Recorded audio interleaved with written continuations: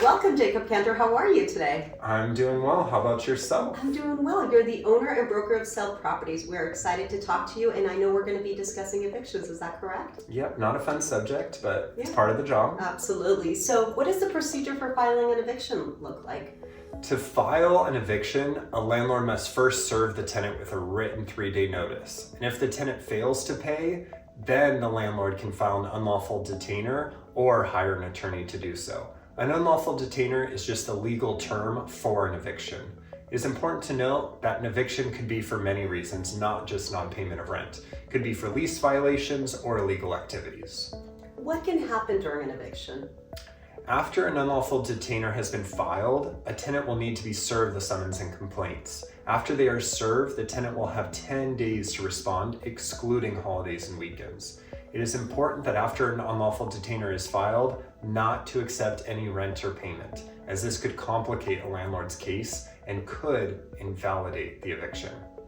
What do you believe is really critical to avoid having to deal with an eviction? At sale properties, screening is huge. From that very first call or email inquiry, we're letting the prospective tenants know what the credit and income requirements are. Then when showing the prospects, we're reconfirming that information.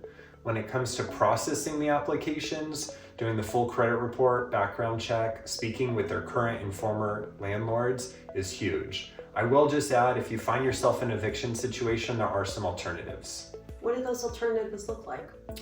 I would first recommend keeping open communication with your tenants. If they're continually paying late, then let them know next month you will be serving them with a written notice and then an unlawful detainer if they fail to pay. Also, coming up with a mutual termination of the tenancy is an option where it could be a win-win for the parties. There's also a cash for keys type agreement, and we're familiar in all these situations. If property owners, landlords out there have some questions, what should they do? I would recommend them to contact us. Sale Properties is here as a free and local resource. Although we cannot give legal advice, we have ample firsthand knowledge on this situation. Unfortunately, we obtain many new accounts for people that find themselves in these circumstances, so we're here to be of assistance. Thank you, Jacob Cantor, for being here. We appreciate it. Thank you.